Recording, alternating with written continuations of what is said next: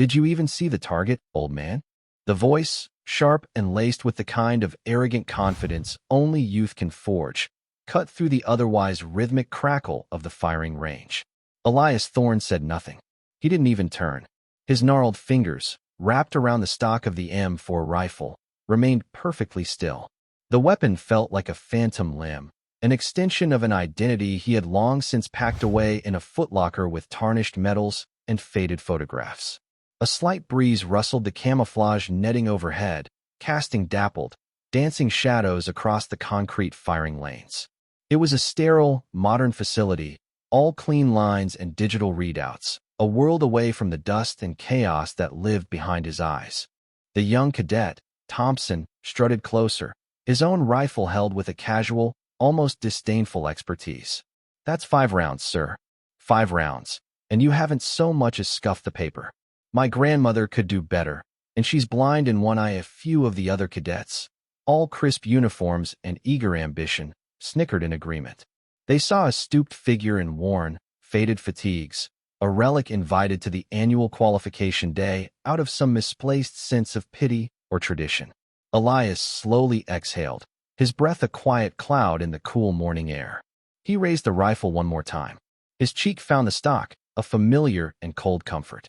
He didn't squint. His eyes, pale blue and washed out like an old sky, were wide open. He wasn't looking at the black silhouette of the man-shaped target 300 meters away. He was looking just above it, at the weathered grain of the thick wooden post that held it aloft. He squeezed the trigger. The recoil was a familiar push, a conversation he'd been having for 50 years. The rifle bucked, settled. Downrange, there was no visible change.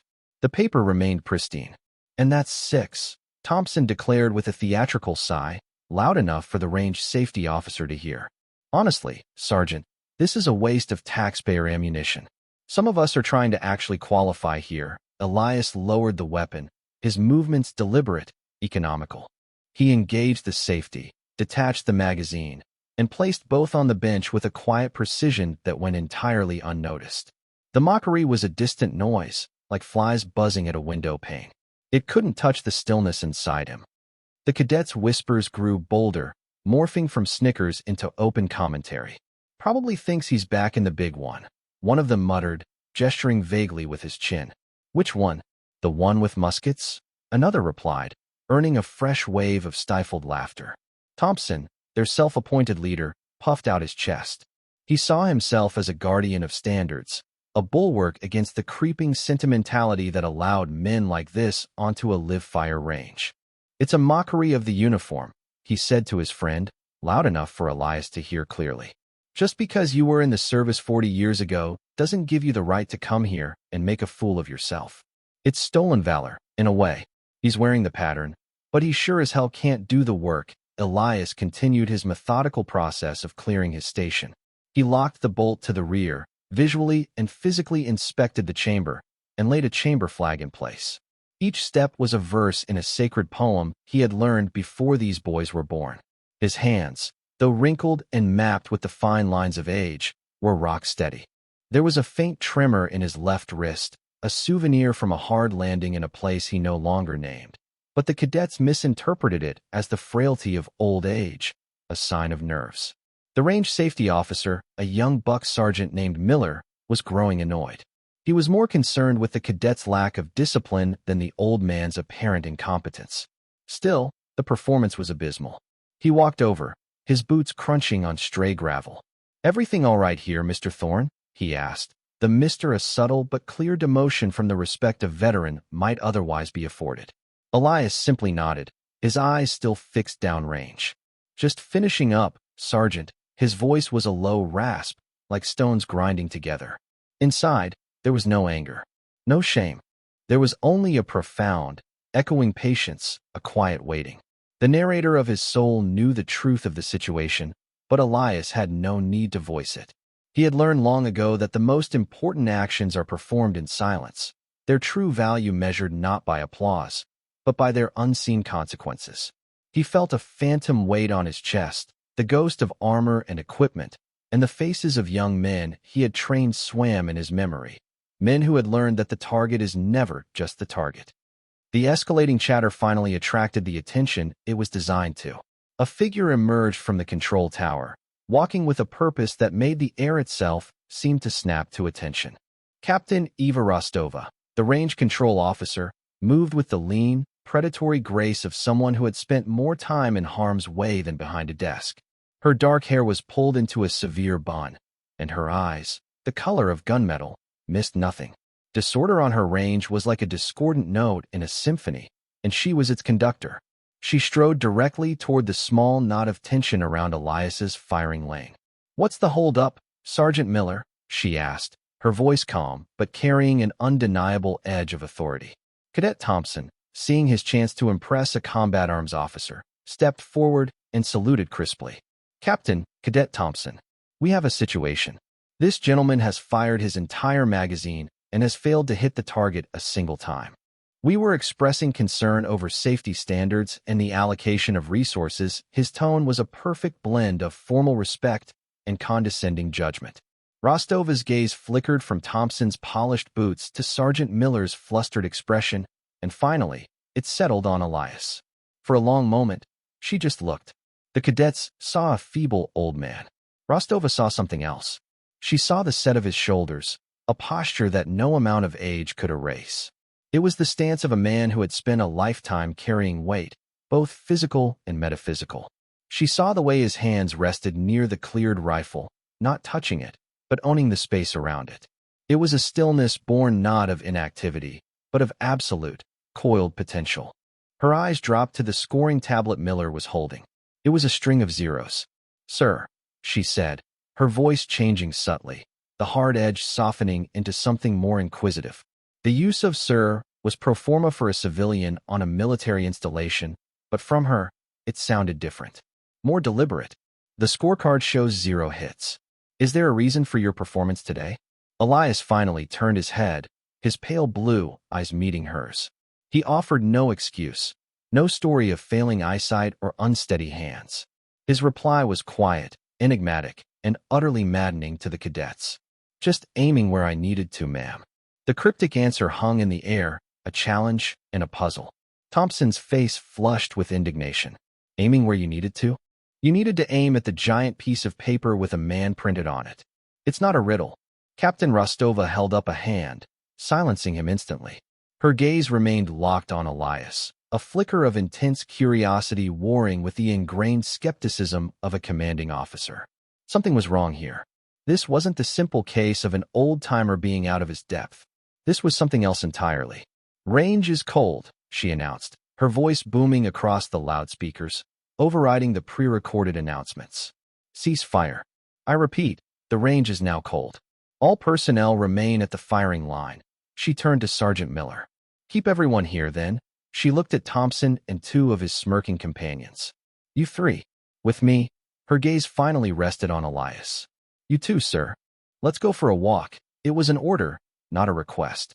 The walk down the long, gravel path to the 300-meter line felt like a procession.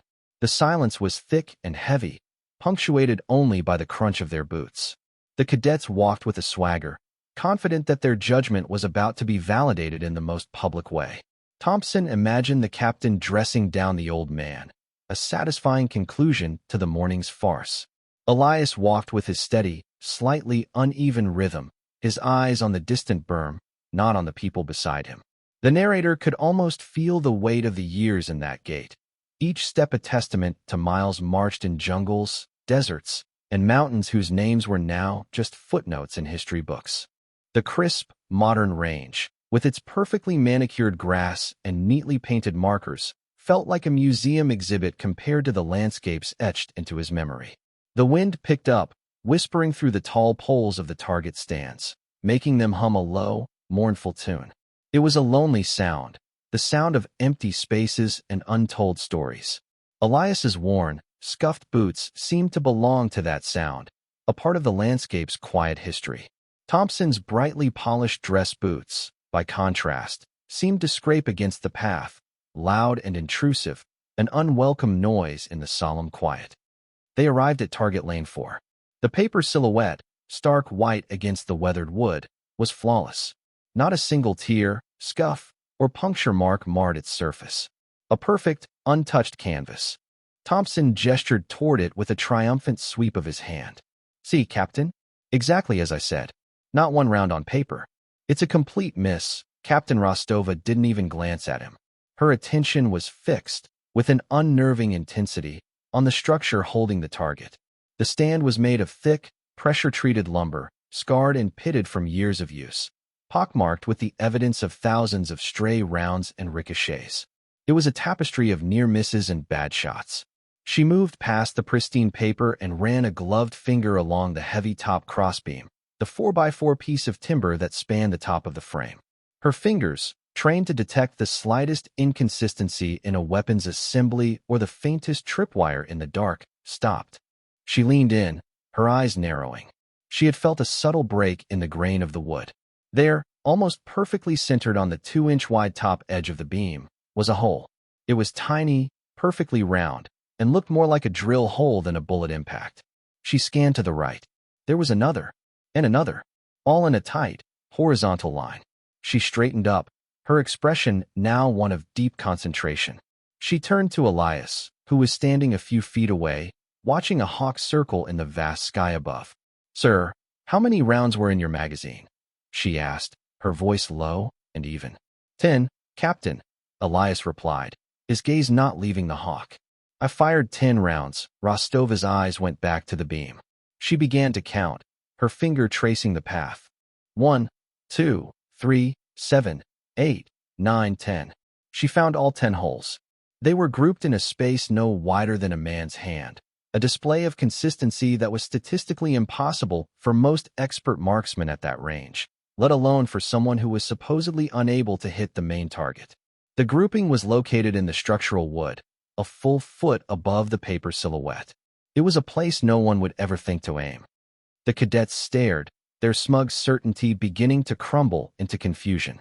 "He missed high," Thompson stammered, trying to fit this new data into his existing conclusion. "He aimed for the head and shot over it. That's even worse.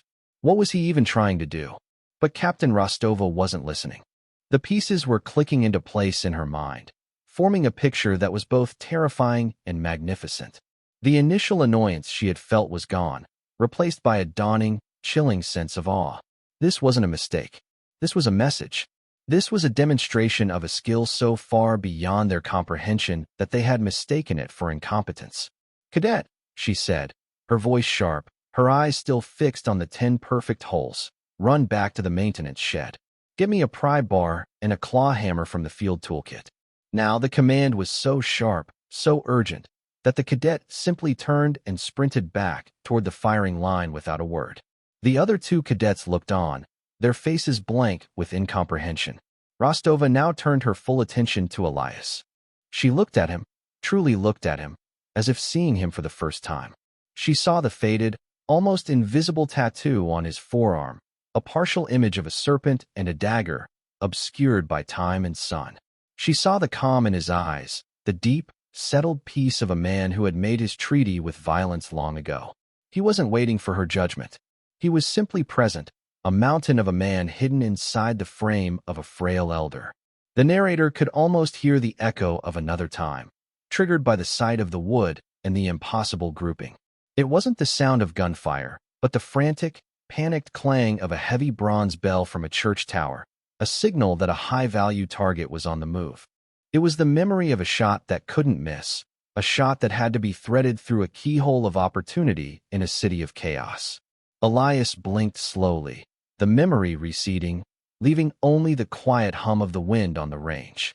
The cadet returned, panting, the heavy tools in his hands. Rostova took the pry bar. "Help me with this," she ordered Thompson. "We're taking this frame apart." The wood groaned in protest as Rostova and a reluctant Thompson forced the pry bar into the joint between the top crossbeam and the main vertical post. With a final, splintering crack, the beam came free. It was heavy, and they carefully lowered it to the dusty ground. The 10 bullet holes on its top edge were now clearly visible, a perfect, straight line. "Turn it over," Rostova commanded, her voice tight. They flipped the heavy beam.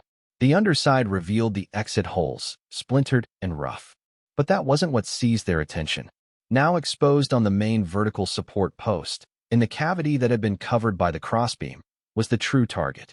Tucked into a hollowed-out knot in the wood was a large, papery sphere, the unmistakable architecture of a hornet's nest.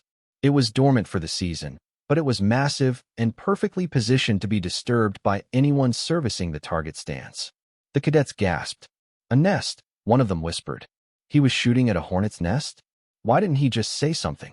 Thompson stared, his mind reeling, unable to process what he was seeing. It was a bizarre act, but still, a miss was a miss. So he was trying to destroy a nest, and missed the entire thing? He hit the wood all around it. But Rostova shook her head, her face pale. She knelt, her eyes tracing the pattern of impacts in the wood surrounding the nest location. No, cadet, she said, her voice dropping to a reverent whisper. You still don't understand. Look, he didn't hit the nest. Not once. Look at the entry points, she pointed to the holes. They're not random. They're precise. He was systematically cutting the anchor points where the nest was attached to the wood. He was performing surgery. With a rifle. From 300 meters.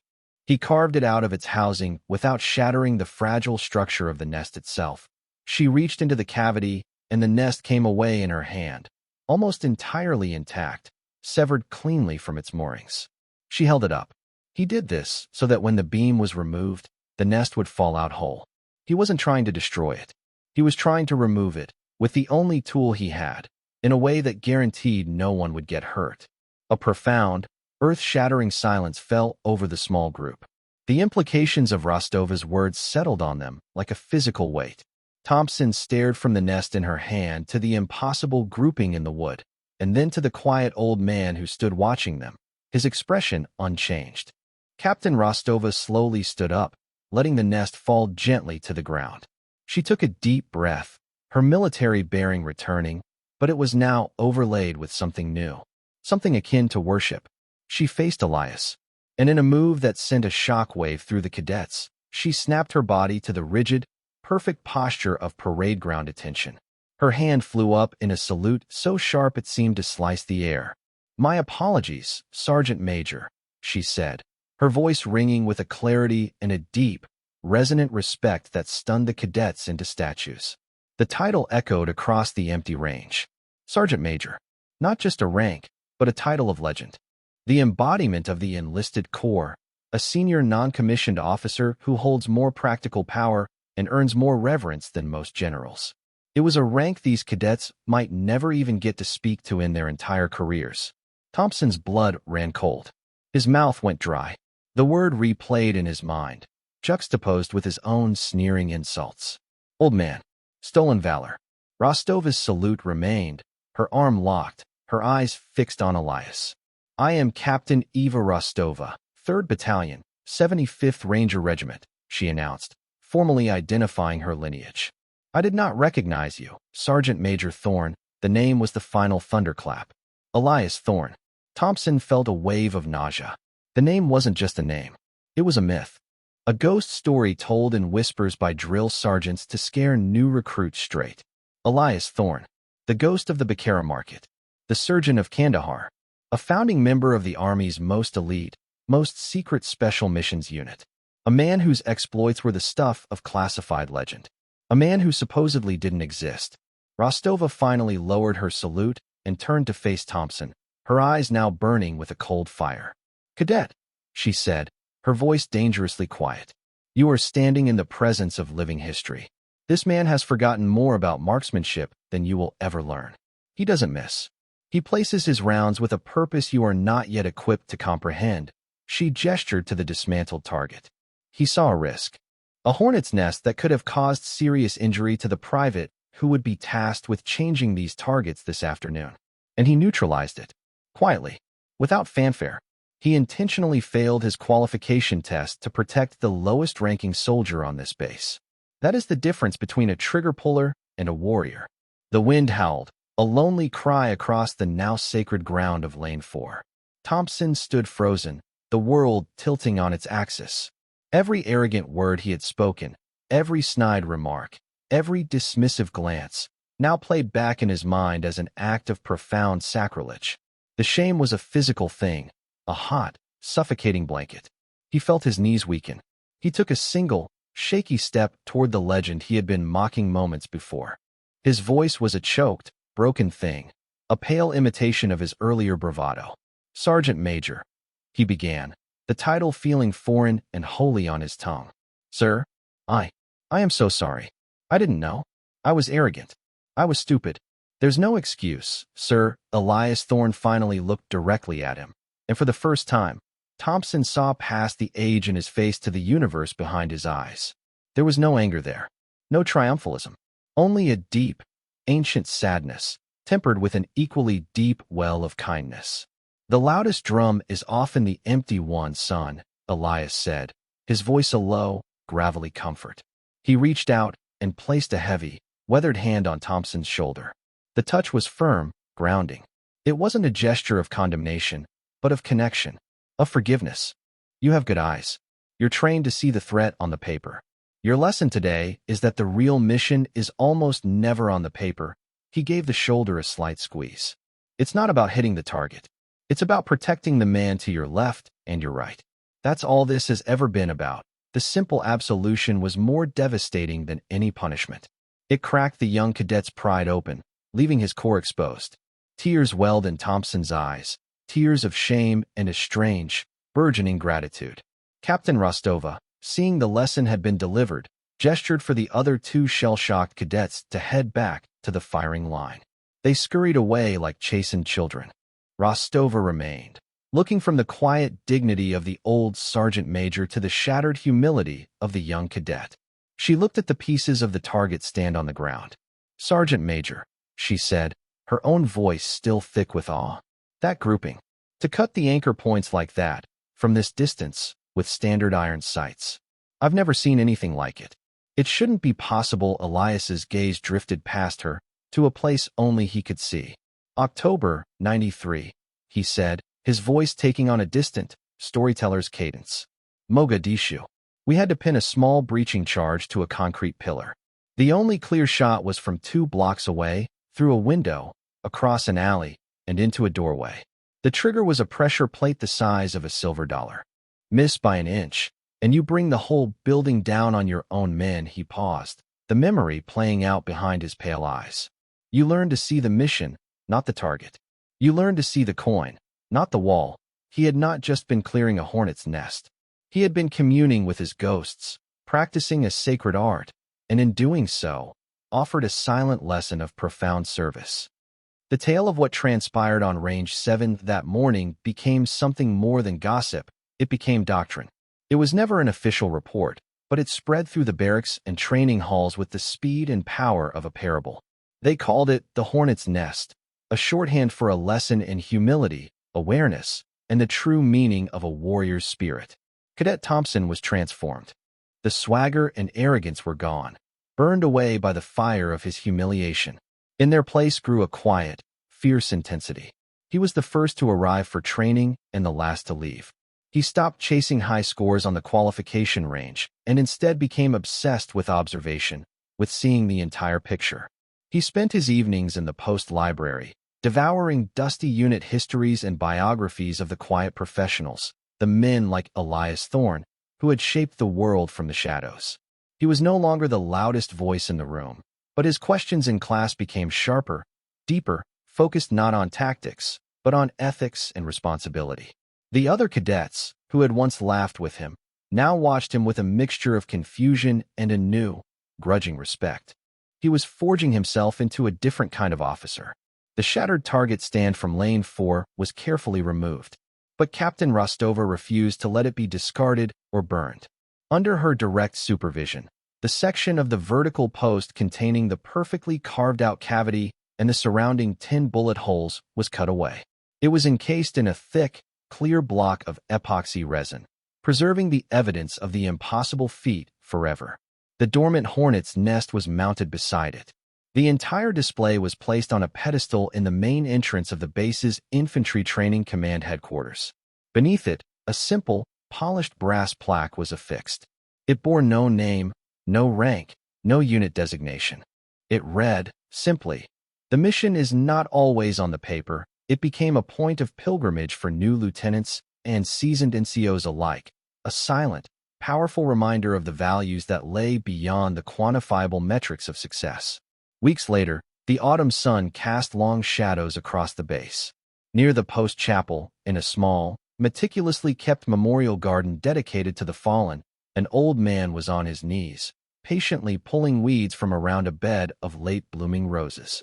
It was Elias Thorne, in his usual civilian clothes, performing his weekly volunteer duty. He was just a quiet gardener, another anonymous face in the community. A figure approached, casting a shadow over him. It was Thompson, his uniform now bearing the single gold bar of a second lieutenant. He was days from leaving for his first assignment. He didn't speak. The time for apologies was long past. He simply stood there for a moment, a soldier looking at his monument. Then, without a word, he dropped to one knee beside the old man, his crisp new trousers pressing into the soft earth, and began to pull weeds. Elias paused his work. He looked at the young officer beside him, saw the focus in his eyes, the purpose in his hands. He saw the lesson, fully learned, taking root. A rare, faint smile touched the corners of his lips, a silent acknowledgement of a legacy passed on. He gave a single, slow nod. The true target, the one that truly mattered, had been hit after all. It was never the paper, and it was never the hornet's nest. It was the heart of a young soldier.